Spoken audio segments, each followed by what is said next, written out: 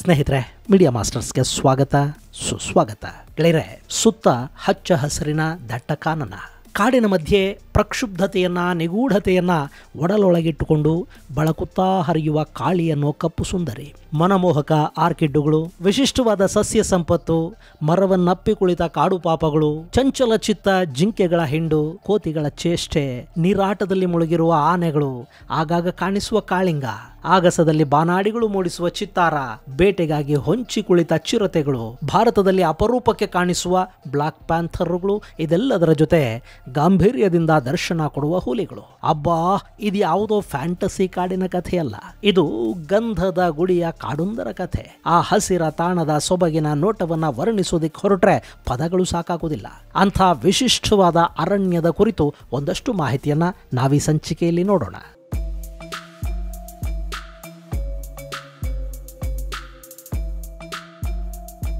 ಗೆಳೆಯರೆ, ಸಸ್ಯಾದ್ರಿಯ ಮಡಿಲಲ್ಲಿ ಮೈಚಾಚಿ ನಿಂತು ಕೋಟ್ಯಂತರ ಜೀವ ಸಂಕುಲಕ್ಕೆ ನೆಲೆಯಾಗಿರೋದು ಅಣಶಿ ರಾಷ್ಟ್ರೀಯ ಉದ್ಯಾನ. ಇದನ್ನ ಹಿಂದೆ ದಾಂಡೇಲಿ ಅಭಯಾರಣ್ಯ ಅಂತ ಕರೀತಾ ಇದ್ರು. ಈಗ ಇದು ಕಾಳಿ ಟೈಗರ್ ರಿಸರ್ವ್ ಅಂತ ಪ್ರಸಿದ್ಧಿಯನ್ನು ಪಡ್ಕೊಂಡಿದೆ. ಇದು ನಮ್ಮ ಕರ್ನಾಟಕದ ಉತ್ತರ ಕನ್ನಡ ಜಿಲ್ಲೆಯ ಕಾರವಾರ, ಜೊಯ್ಡಾ, ಹಳಿಯಾಳ ತಾಲೂಕುಗಳಲ್ಲಿ ವಿಸ್ತರಿಸಿಕೊಂಡಿದೆ. ಈ ಅಭಯಾರಣ್ಯದ ನಡುವೆ ಕಾಳಿ ನದಿ ಹರಿಯುತ್ತೆ. ಆ ಕಾಳಿಯಲ್ಲಿ ಅದೆಷ್ಟು ಸುಳಿಗಳಿವೆ ಅನ್ನೋದು ಆ ದೇವರೇ ಬಲ್ಲ. ಕಾಳಿಯಲ್ಲಿ ಈಜೋದು ಅಂದರೆ ಸಾವಿನ ದವಡೆಗೆ ಸಿಲುಕೋದು ಅಂತಲೇ ಅರ್ಥ. ಮಳೆಗಾಲವನ್ನು ಹೊರತುಪಡಿಸಿದ್ರೆ ಸಾಮಾನ್ಯವಾಗಿ ಕಾಳಿ ಮೇಲ್ನೋಟಕ್ಕೆ ಶಾಂತವಾಗಿ ಕಾಣಿಸ್ಕೊಳ್ತಾಳೆ. ಹಾಗಂತ ಕಾವೇರಿಲೋ ಕೃಷ್ಣಾ ನದಿಲೋ ಈಜು ಬೀಳೋದಕ್ಕೆ ಧುಮುಕ್ತೀವಲ್ಲ, ಹಾಗೇನಾದರೂ ಕಾಳಿಯಲ್ಲಿ ಧುಮುಕು ಬಿಟ್ರೆ ಖಲಾಸ್, ಹೆಣ ಸಿಗೋದು ಕೂಡ ಕಷ್ಟನೇ. ಮೇಲ್ನೋಟಕ್ಕೆ ಶಾಂತವಾಗಿ ಕಾಣಿಸ್ಕೊಳ್ಳೋ ಕಾಳಿಯ ಒಳಗೆ ವಿಪರೀತ ಕರೆಂಟ್ ಇದೆ, ಅಗಾಧವಾದ ಸೆಳೆತ ಇರತ್ತೆ. ಹೀಗಾಗಿನೇ ಗೊತ್ತಿಲ್ಲದ ನದಿಗಳಲ್ಲಿ ಈಜೋದಕ್ಕೆ ಹೋಗಬಾರದು ಅಂತ ದೊಡ್ಡವರು ಹೇಳೋದು. ಅದರಲ್ಲೂ ದಾಂಡೇಲಿ ಭಾಗದಲ್ಲಂತೂ ಈ ಕಾಳಿ ನದಿಯ ಸೆಳವು ಅತ್ಯಂತ ಅಪಾಯಕಾರಿಯಾಗಿರುತ್ತೆ. ಅಲ್ಲಿ ಆಕೆ ಅಕ್ಷರಶಃ ಉಗ್ರ ಕಾಳಿಯ ಸ್ವರೂಪವಾಗಿ ಕಾಣ್ತಾಳೆ. ಅಂದಹಾಗೆ ಈ ಕಾಳಿ ನದಿ ಹುಟ್ಟೋದು ಉತ್ತರ ಕನ್ನಡ ಜಿಲ್ಲೆಯ ಜೊಯ್ಡಾ ತಾಲೂಕಲ್ಲಿರೋ ದಿಗ್ಗಿ ಅನ್ನೋ ಪ್ರದೇಶದಲ್ಲಿ. ಈ ನದಿ ಹುಟ್ಟೋ ಪ್ರದೇಶಕ್ಕೂ ನದಿ ಸಮುದ್ರವನ್ನ ಸೇರೋ ಪ್ರದೇಶಕ್ಕೂ ಇರೋ ದೂರ ಕೇವಲ 80 ಕಿಲೋಮೀಟರ್ ಮಾತ್ರ. ಆದರೆ ಈ ನದಿ ಬೆಟ್ಟಗಳ ಸಾಲಲ್ಲಿ ಧುಮುಕ್ತಾ ತಟ್ಟಿಹಳ್ಳ, ಕುರಂದಿ, ಕಾನೇರಿ ಮೊದಲಾದ ಉಪನದಿಗಳನ್ನು ಸೇರಿಸಿಕೊಂಡು 5 ಅಣೆಕಟ್ಟೆಗಳನ್ನು ತುಂಬಿಸಿ ಕಡೆಗೆ ಕಾರವಾರಾವಳಿ ಸಮುದ್ರವನ್ನು ಸೇರುತ್ತೆ. ಕಾಳಿ ನದಿಗೆ ಗಣೇಶನ ಗುಡಿ ಬಳಿ ಸೂಪ ಅಣೆಕಟ್ಟೆಯನ್ನು ನಿರ್ಮಾಣ ಮಾಡಿದ್ದಾರೆ. ಅಲ್ಲಿಂದ ಮುಂದಕ್ಕೆ ದಾಂಡೇಲಿ ಕಡೆಗೆ ಹರಿಯೋ ಕಾಳಿ ಬೊಮ್ಮನಹಳ್ಳಿ ಜಲಾಶಯವನ್ನು ತುಂಬುತ್ತಾಳೆ. ಆ ಬೊಮ್ಮನಹಳ್ಳಿ ಡ್ಯಾಮ್ನಿಂದ ಭಗವತಿ ಅನ್ನೋ ಊರಿನ ಕಡೆಗೆ ಹರಿದು ಅಲ್ಲಿ ತಟ್ಟಿಹಳ್ಳಿ ಜಲಾಶಯಕ್ಕೆ ಕಾಲಿಟ್ಟು ಅಲ್ಲಿಂದ ಕಾಳಿ ಪಶ್ಚಿಮ ವಾಹಿನಿ ಆಗ್ತಾಳೆ. ಅಲ್ಲಿಂದ ಆಕೆಯಲ್ಲಿ ತನ್ನ ಇನಿಯನನ್ನ ಸೇರುವ ಧಾವಂತ ಕಾಣುತ್ತೆ. ಅಲ್ಲಿಂದ ಮುಂದಕ್ಕಿರುವುದು ಕದ್ರಾ ಜಲಾಶಯ. ಈ ಕದ್ರಾ ಜಲಾಶಯದ ಪಕ್ಕದಲ್ಲೇ ಕೈಗಾ ಅಣುವಿದ್ಯುತ್ ಸ್ಥಾವರ ಇದೆ. ಪಶ್ಚಿಮ ಘಟ್ಟಗಳ ನಡುವಲ್ಲಿ ರಭಸವಾಗಿ ಹರಿಯುವ ಕಾಳಿ ನದಿ ಕಾರವಾರದ ಸದಾಶಿವಗಢ ಕೋಟೆಯ ಪಕ್ಕದಲ್ಲಿ ಸಮುದ್ರ ರಾಜನನ್ನ ಅಪ್ಪುಕೋತಾಳೆ. ಇದು ಕಾಳಿಯ ಸಾಮಾನ್ಯ ರೂಪ. ಕೆಲವೊಮ್ಮೆ ಮಳೆಗಾಲದಲ್ಲಿ ಉಕ್ಕಿ ಹರಿದು ಅಕ್ಕಪಕ್ಕದ ಗ್ರಾಮಗಳನ್ನ ಮುಳುಗಿಸಿ ರುದ್ರ ನರ್ತನವನ್ನ ಗೈಯುವ ಉಗ್ರ ಕಾಳಿಯ ಪರಿಚಯ ಕೂಡ ಅಲ್ಲಿನ ಜನಕ್ಕಿದೆ. ಈ ಕಾಳಿಯ ಹೆಸರನ್ನೇ ಅಣಶಿ ದಾಂಡೇಲಿ ಅಭಯಾರಣ್ಯಕ್ಕಿಟ್ಟಿದ್ದಾರೆ.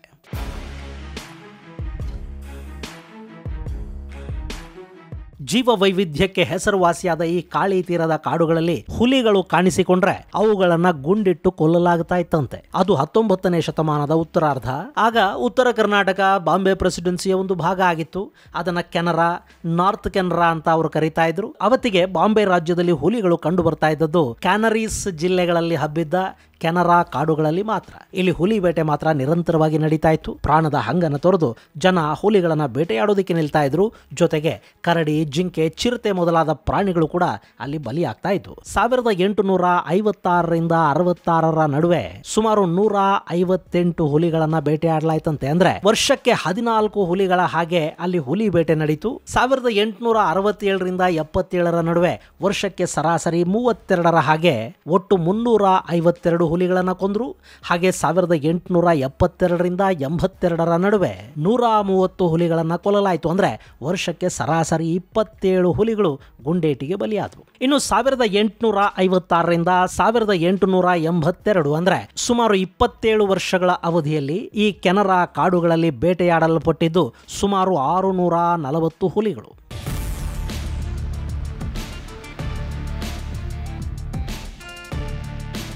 ಅಲ್ಲ, ಈ ಪರಿ ಹುಲಿಗಳನ್ನ ಕೊಲೆ ಮಾಡ್ತಾ ಇದ್ರೆ ಸರ್ಕಾರ ನೋಡಿ ಸುಮ್ಮನಿತ್ತ ಅನ್ನೋ ಪ್ರಶ್ನೆ ನಿಮ್ಮಲ್ಲಿ ಮೂಡಬಹುದು. ಹುಲಿಗಳನ್ನ ಬೇಟೆಯಾಡಿ ಅವುಗಳನ್ನ ಕೊಂದು ಹಾಕಿದ್ರೆ ಬಾಂಬೆ ಸರ್ಕಾರ ಅವತ್ತಿಗೆ ಕೊಂದವರಿಗೆ ಬಹುಮಾನವನ್ನು ಕೊಡ್ತಾ ಇತ್ತು. ದೊಡ್ಡ ಹುಲಿಯನ್ನ ಕೊಂದು ತಂದವರಿಗೆ 24 ರೂಪಾಯಿ, ಸಾಮಾನ್ಯ ಹುಲಿಗೆ 12 ರೂಪಾಯಿ, ಹುಲಿ ಮರಿಗೆ 6 ರೂಪಾಯಿಗಳ ಬಹುಮಾನ ಬ್ರಿಟಿಷ್ ಸರ್ಕಾರದಿಂದ ನಿಗದಿ ಮಾಡಲ್ಪಟ್ಟಿತ್ತು. ಅವತ್ತಿನ 1 ರೂಪಾಯಿ ಅಂದ್ರೆ ಇವತ್ತಿನ ಲೆಕ್ಕದಲ್ಲಿ ಅದು 1000 ರೂಪಾಯಿ ಸಮ. ಹೀಗಾಗಿನೇ ಜನ ಜೀವದ ಹಂಗು ತೊರೆದು ಹಣಕ್ಕಾಗಿ ಹುಲಿಗಳ ಬೇಟೆಗೆ ಹೊರಡ್ತಾ ಇದ್ರು. ಅಷ್ಟೇ ಅಲ್ಲ, ಆ ಕಾಡುಗಳಲ್ಲಿ ಸಮೃದ್ಧವಾಗಿ ಬೆಳೀತಾ ಇದ್ದ ಶ್ರೀಗಂಧ, ತೇಗ ಮೊದಲಾದ ಮರಗಳನ್ನು ಕಡಿದು ಸಕ್ರಮವಾಗಿ ಅಕ್ರಮವಾಗಿ ಸಾಗಾಣಿಕೆ ಕೂಡ ಮಾಡಲಾಗ್ತಾ ಇತ್ತು.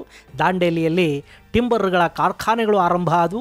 1943ರಲ್ಲಿ ಆರಂಭವಾದ Indian plywood manufacturing company Bombay ಸರ್ಕಾರದ ಜೊತೆ ಈ ಕಾಡಿನ ಟಿಂಬರನ್ನು ಬಳಸೋದಿಕ್ಕೆ ಹಾಗೆ ದಾಂಡೇಲಿಯಲ್ಲಿ ತನ್ನ ವ್ಯಾಪಾರವನ್ನು ಮಾಡೋದಕ್ಕೆ ಸುಮಾರು 40 ವರ್ಷಗಳ ಕಾಂಟ್ರಾಕ್ಟ್ ಅನ್ನು ಕೂಡ ಮಾಡಿಕೊಂಡಿತ್ತು. ಮಹಾಯುದ್ಧದಿಂದ ಆರ್ಥಿಕತೆ ಕಂಗೆಟ್ಟಿದ್ದ ಕಾಲದಲ್ಲಿ 1 ಟನ್ ಟಿಂಬರ್ಗೆ 1 ರೂಪಾಯಿ ಸಿಗುತ್ತೆ ಅನ್ನುವಾಗ ಜನ ಕೂಡ ಕಾಡಿನ ಮರಗಳನ್ನ ಕಡಿದು ಕೊಡೋದಕ್ಕೆ ಮುಂದಾದ್ರು. ದೈತ್ಯ ಹಾಗೂ ಬೆಲೆ ಬಾಳುವ ಮರಗಳಿಗೆ ಹೆಚ್ಚು ಬೇಡಿಕೆ ಬಂದಾಗ ಕಾಡಲ್ಲಿದ್ದ ಬೆಲೆ ಬಾಳುವ ಮರಗಳು ಟಿಂಬರ್ ಫ್ಯಾಕ್ಟರಿಯನ್ನ ಸೇರಿದ್ವು. ಇದು ಕೇವಲ ಬ್ರಿಟಿಷರ ಕಾಲದಲ್ಲಿ ಮಾತ್ರ ಅಲ್ಲ, ಸ್ವಾತಂತ್ರ್ಯ ಸಿಕ್ಕ ನಂತರ ಸುಮಾರು 80ರ ದಶಕದವರೆಗೆ ಇಲ್ಲಿನ ಕಾಡುಗಳ ಮೇಲೆ ದೌರ್ಜನ್ಯ ಮುಂದುವರಿತಲೇ ಬಂತು. ಈ ಕಾಡಲ್ಲಿ ಸಿಗೋ ಮರಗಳಿಂದ ಒಳ್ಳೆಯ ಬೆಂಕಿ ಕಡ್ಡಿಗಳನ್ನ ತಯಾರು ಮಾಡಬಹುದು ಅನ್ನೋದು ಗೊತ್ತಾದ ಮೇಲೆ ಇಲ್ಲೊಂದು ಬೆಂಕಿ ಕಡ್ಡಿ ತಯಾರಿಕಾ ಕಾರ್ಖಾನೆ ಸ್ಥಾಪನೆ ಆಯಿತು. 1958ರಲ್ಲಿ ಇಲ್ಲಿ ಬಿದಿರನ್ನ ಬಳಸಿ ಪೇಪರ್ ಉತ್ಪಾದನೆ ಮಾಡೋ ಕಂಪನಿಯೊಂದು ಹುಟ್ಟುಕೊಳ್ತು.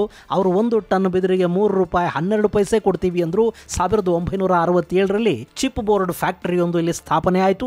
ಒಂದು ರೀತಿಯಲ್ಲಿ ಅರಣ್ಯಜನ್ಯ ಉತ್ಪನ್ನಗಳಿಗೆ, ಟಿಂಬರ್ಗೆ ದಾಂಡೇಲಿಯ ಈ ಕಾಡುಗಳು ಎಂದಿಗೂ ಮುಗಿಯದ ನಿಧಿಯಂತೆ ತಯಾರಾಗಿ ಹೋದವು. ಹೀಗಾಗಿ ಸ್ವಾತಂತ್ರ್ಯ ನಂತರ ಕೂಡ ಈ ಕಾಡುಗಳ ದರೋಡೆ ನಿರಂತರವಾಗಿ ಮುಂದುವರಿತಾ ಹೋಯಿತು. ಕಡೆಗೆ ಸರ್ಕಾರ ಇಲ್ಲಿ ಬೇಟೆಗೆ ಬಲಿಯಾಗ್ತಾ ಇದ್ದ ಹುಲಿ, ಚಿರತೆ, ಜಿಂಕೆ, ಕಾಡೆಮ್ಮೆ, ಕರಡಿ ಮೊದಲಾದ ಪ್ರಾಣಿಗಳನ್ನ ಕಾಪಾಡೋದಿಕ್ಕೆ ಅಂತ ಇಲ್ಲಿನ 207.5 ಚದರ ಕಿಲೋಮೀಟರ್ ಪ್ರದೇಶವನ್ನ 1956ರ ಮೇ 10ರಂದು ದಾಂಡೇಲಿ ವನ್ಯಜೀವಿ ಸುರಕ್ಷಿತಾರಣ್ಯವನ್ನಾಗಿ ಘೋಷಣೆ ಮಾಡಿತು. ಆದರೂ ಕೂಡ ಇಲ್ಲಿನ ಸಂಪತ್ತನ್ನು ಕಾಪಾಡಿಕೊಳ್ಳೋದಕ್ಕೆ ಸರ್ಕಾರ ಕಟ್ಟುನಿಟ್ಟಿನ ಕ್ರಮಗಳನ್ನು ಕೈಗೊಳ್ಳೋದ್ರಲ್ಲಿ ಒಂದು ಹಂತಕ್ಕೆ ಸೋತು ಹೋಯಿತು. ಇದರ ಪರಿಣಾಮ 1980ರ ದಶಕದ ಹೊತ್ತಿಗೆ ಈ ಕಾಡಲ್ಲಿದ್ದ ಅನೇಕ ಸಸ್ಯ ಹಾಗೂ ಪ್ರಾಣಿ ಸಂಕುಲ ಅಳಿವಿನ ಅಂಚಿಗೆ ಬಂದು ತಲುಪಿತು. ಇಷ್ಟಾದ ಮೇಲೆ ಸೆಪ್ಟೆಂಬರ್ 2, 1987ರಲ್ಲಿ ದಾಂಡೇಲಿ ಅಭಯಾರಣ್ಯದ ಭಾಗದಲ್ಲಿ ಸುಮಾರು 250 ಚದರ ಕಿಲೋಮೀಟರ್ ವಿಸ್ತೀರ್ಣವುಳ್ಳ ಕಾಡನ್ನು ಗುರುತಿಸಿ ಅದನ್ನ ಅನಶಿ ಸಂರಕ್ಷಿತಾ ಧಾಮವನ್ನಾಗಿ ರಚನೆ ಮಾಡೋ ಕುರಿತಾಗಿ ಒಂದು ಪ್ರಪೋಸಲ್ ಅನ್ನ ಅರಣ್ಯ ಇಲಾಖೆ ತಯಾರು ಮಾಡಿತು. ಆದರೆ ಅದು ಕಾರ್ಯರೂಪಕ್ಕೆ ಬಂದಿದ್ದು 2002ರಲ್ಲಿ. ದಾಂಡೇಲಿ ಅಭಯಾರಣ್ಯ 475.018 ಚದರ ಕಿಲೋಮೀಟರ್ ವಿಸ್ತೀರ್ಣವನ್ನು ಹೊಂದಿದ್ರೆ ಅನಶಿ ಸಂರಕ್ಷಿತ ಪ್ರದೇಶ 339.866 ಚದರ ಕಿಲೋಮೀಟರ್ ಪ್ರದೇಶವನ್ನು ಒಳಗೊಂಡಿದೆ. 2007ರಲ್ಲಿ ದಾಂಡೇಲಿ ಹಾಗೂ ಅನಶಿ ಸುರಕ್ಷಿತ ಪ್ರದೇಶಗಳನ್ನು ಒಟ್ಟುಗೂಡಿಸಿ ಪ್ರಾಜೆಕ್ಟ್ ಟೈಗರ್ ಅಡಿಯಲ್ಲಿ ಹುಲಿ ಸಂರಕ್ಷಿತ ಪ್ರದೇಶವನ್ನಾಗಿ ಇದನ್ನು ಘೋಷಣೆ ಮಾಡಲಾಯಿತು. ಹೊಸದಾಗಿ ರಚನೆಯಾದ ಈ ಹುಲಿ ಸಂರಕ್ಷಿತ ಧಾಮವನ್ನ ಅನಶಿ ದಾಂಡೇಲಿ ಟೈಗರ್ ರಿಸರ್ವ್ ಅಂತ ಮರುನಾಮಕರಣ ಮಾಡಲಾಯಿತು. ಈ ದಾಂಡೇಲಿ ಅಭಯಾರಣ್ಯದ ಜೊತೆಗೆ ಗೋವಾ, ಮಹಾರಾಷ್ಟ್ರಗಳ ಸುಮಾರು 6 ಸಂರಕ್ಷಿತ ಪ್ರದೇಶಗಳು ಹಾಗೂ ಅನಶಿ ಅಭಯಾರಣ್ಯವನ್ನು ಸೇರಿಸಿ ಸುಮಾರು 2200 ಚದರ ಕಿಲೋಮೀಟರ್ ವಿಸ್ತೀರ್ಣದ ಅರಣ್ಯ ಪ್ರದೇಶವನ್ನ ಅನಶಿ ರಾಷ್ಟ್ರೀಯ ಉದ್ಯಾನವನ ಅಂತ ಕರೆದ್ರು. ಆನಂತರ 2015ರ ಡಿಸೆಂಬರ್ ಅಲ್ಲಿ ಅನಶಿ ದಾಂಡೇಲಿ ಹುಲಿ ಸಂರಕ್ಷಿತ ಅರಣ್ಯ ಅನ್ನೋ ಹೆಸರನ್ನ ಕಾಳಿ ಟೈಗರ್ ರಿಸರ್ವ್ ಅಂತ ಬದಲಾಯಿಸಲಾಯಿತು. ಈ ಕಾಳಿ ಹುಲಿ ಸಂರಕ್ಷಿತ ಅರಣ್ಯ ಜೀವ ವೈವಿಧ್ಯತೆಗೆ ಇವತ್ತು ಹೆಸರುವಾಸಿಯಾಗಿದೆ.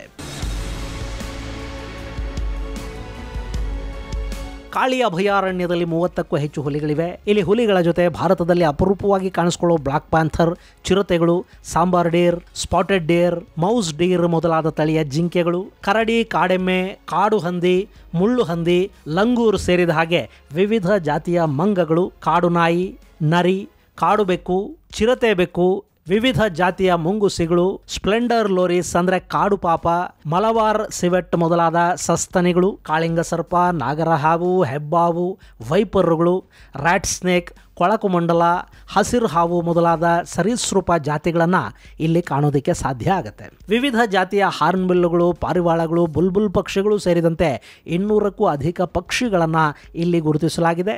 4500ಕ್ಕೂ ಅಧಿಕ ಜಾತಿಯ ಚಿಟ್ಟೆಗಳು ಇಲ್ಲಿವೆ. ಕಳೆದ ವರ್ಷ ಈ ಕಾಡಲ್ಲಿ ಕೆಂಪು ಹಾಗೂ ಬಿಳಿ ಬಣ್ಣದ 2 ವಿಶಿಷ್ಟ ಏಡಿಯ ತಳಿಗಳು ಕೂಡ ಕಂಡುಬಂದವು. ಈ ಕಾಡಲ್ಲಿ ವಿಶಿಷ್ಟವಾದ ಆರ್ಕಿಡ್ಗಳು ಸೇರಿದ ಹಾಗೆ ಹಲವು ಜಾತಿಯ ಸಸ್ಯ ಸಂಕುಲಗಳನ್ನು ಕೂಡ ಕಾಣೋದಕ್ಕೆ ಸಾಧ್ಯ ಆಗುತ್ತೆ. ಜೊಯ್ಡಾ ಕಾಳಿ ಹುಲಿ ಸಂರಕ್ಷಿತ ಅರಣ್ಯದ ಸಮೀಪದಲ್ಲೇ ಪಣಸೋಲಿ ಆನೆ ಕ್ಯಾಂಪ್ ಕೂಡ ಇದೆ. ಈ ಕಾಳಿ ಹುಲಿ ಸಂರಕ್ಷಿತ ಅರಣ್ಯ ಅಂದ್ರೆ ದಾಂಡೇಲಿ ಹಾಗೂ ಅಣಶಿ ಅಭಯಾರಣ್ಯಗಳ ಆಸುಪಾಸಲ್ಲಿ ಹಾಲಕ್ಕಿ, ಸಿದ್ದಿ, ಕುಣಬಿ, ಗೋಂಡ ಮುಂತಾದ ಉತ್ತರ ಕನ್ನಡದ ಹಲವು ಬುಡಕಟ್ಟು ಜನಾಂಗಗಳು ವಾಸ ಮಾಡುತ್ತವೆ. ಈ ಕಾಡಿನ ನಡುವೆ ಇರುವ ಹಳ್ಳಿಗಳಿಗೆ ಪುನರ್ವಸತಿ ಕಲ್ಪಿಸುವ ಕೆಲಸಗಳು ಕೂಡ ಈ ಭಾಗದಲ್ಲಿ ಚಾಲ್ತಿಯಲ್ಲಿವೆ. ಇನ್ನು ಕಾಳಿ ಹುಲಿ ಸಂರಕ್ಷಿತ ಅರಣ್ಯದ ವ್ಯಾಪ್ತಿಯಲ್ಲಿ safari, rock climbing, river rafting, trekking, night camping ಮುಂತಾದವುಗಳಿಗೆ ಅವಕಾಶವನ್ನು ಮಾಡಿಕೊಡಲಾಗಿದೆ. ಇಲ್ಲಿ ಚನ್ನಬಸವೇಶ್ವರ ದೇವಾಲಯ, ಉಳುವಿ ಗುಹೆ, ವಿಭೂತಿ ಕಣಜ, ಅಕ್ಕನಾಗಮ್ಮ ಗುಹೆಗಳು, ರುದ್ರಾಕ್ಷಿ ಮಂಟಪ ಇವೆಲ್ಲ ಕೂಡ ಪ್ರೇಕ್ಷಕರನ್ನ ಆಕರ್ಷಿಸ್ತಾ ಇವೆ. ಕಾಳಿ ನದಿಗೆ ನಿರ್ಮಾಣ ಮಾಡಲಾದ ಕದ್ರಾ, ಸೂಪಾ ಡ್ಯಾಮ್ಗಳನ್ನು ಕೂಡ ಇಲ್ಲಿಗೆ ಹೋದರೆ ಕಣ್ತುಂಬಿಕೊಳ್ಳೋದಕ್ಕೆ ಸಾಧ್ಯ ಆಗುತ್ತೆ. ಇಲ್ಲಿನ ಶಿರ್ವೆ ಗುಡ್ಡದಲ್ಲಿ ಚಾರಣಕ್ಕೆ ಕೂಡ ಅವಕಾಶವನ್ನ ಕಲ್ಪಿಸಿಕೊಟ್ಟಿದ್ದಾರೆ. ಈ ಅಭಯಾರಣ್ಯ ಶಿರ್ಸಿಯಿಂದ 128 ಕಿಲೋಮೀಟರ್, ಹುಬ್ಳಿಯಿಂದ 126, ಬೆಳಗಾವಿಯಿಂದ 128 ಕಿಲೋಮೀಟರ್ ದೂರದಲ್ಲಿದೆ. ತಿರುವನಂತಪುರಂನಿಂದ ಗೋವಾ ಮೂಲಕ ಬಾಂಬೆಯನ್ನ ಕನೆಕ್ಟ್ ಮಾಡುವ ನ್ಯಾಷನಲ್ ಹೈವೇ 66 ಈ ಅಭಯಾರಣ್ಯದ ಸಮೀಪದಲ್ಲೇ ಸಾಗುತ್ತೆ. ರಾಜ್ಯ ಹೆದ್ದಾರಿ 34 ಕಾಳಿ ಹುಲಿ ಸಂರಕ್ಷಿತ ಅರಣ್ಯ ಪ್ರದೇಶದ ಮೂಲಕ ಸಾಗುತ್ತೆ. ಇಂಥ ಅದ್ಭುತ ಲೋಕಕ್ಕೆ ಸಾಧ್ಯ ಆದ್ರೆ ಒಮ್ಮೆ ಹೋಗಿ ಬನ್ನಿ. ಅಲ್ಲಿ ನಿಮ್ಮ ಕಣ್ಣಿಗೆ ಹುಲಿ ಬೀಳದೆ ಇದ್ರೂ ಪರವಾಗಿಲ್ಲ, ಅತ್ಯದ್ಭುತವಾದ ಕಾಡನ್ನು ನೋಡೋದಕ್ಕೆ ಸಾಧ್ಯ ಆಗುತ್ತೆ. ಪಶ್ಚಿಮ ಘಟ್ಟದ ಸೊಬಗನ್ನ ಆನಂದಿಸೋದಕ್ಕೆ ಇಲ್ಲಿ ಅವಕಾಶ ಇದೆ. ಹಾಗೇನೆ ಯಾವುದೇ ಕಾರಣಕ್ಕೂ ಕಾಡಲ್ಲಿ ಕಸ ಹಾಕೋದಕ್ಕೆ ಹೋಗಬೇಡಿ, ಪ್ಲಾಸ್ಟಿಕ್ ಬಾಟಲ್ಗಳನ್ನ ತಗೊಂಡು ಹೋಗಬೇಡಿ, ಅಲ್ಲಿ ಎಸಿಬೇಡಿ, ಚಿಪ್ಸ್ ಕವರ್ಗಳನ್ನ ಅಲ್ಲೇ ಬಿಟ್ಟು ಬರಬೇಡಿ. ನೀವು ಹೋಗಿರೋದು ಪ್ರಕೃತಿಯ ಮಡ್ಲಿಗೆ ಅನ್ನೋದನ್ನ ನೆನಪಿಟ್ಟುಕೊಂಡು ಅದರ ಪಾವಿತ್ರ್ಯತೆಯನ್ನ ಕಾಪಾಡೋದನ್ನ ಮರಿಬೇಡಿ. ಪರಿಸರ ರಕ್ಷಣೆ ನಮ್ಮೆಲ್ಲರ ಹೊಣೆ ಅಂತ ಹೇಳ್ತಾ ಅಣಶಿಯ ಕುರಿತಾದ ಮಾಹಿತಿಯನ್ನು ಮುಗಿಸ್ತೀನಿ. ಮುಂದಿನ ಸಂಚಿಕೆಯಲ್ಲಿ ಮತ್ತಷ್ಟು ವಿಶೇಷಗಳ ಜೊತೆ ಮತ್ತೆ ಭೇಟಿಯಾಗೋಣ. ಅಲ್ಲಿವರೆಗೆ ಜೈ ಹಿಂದ್, ಜೈ ಕರ್ನಾಟಕ.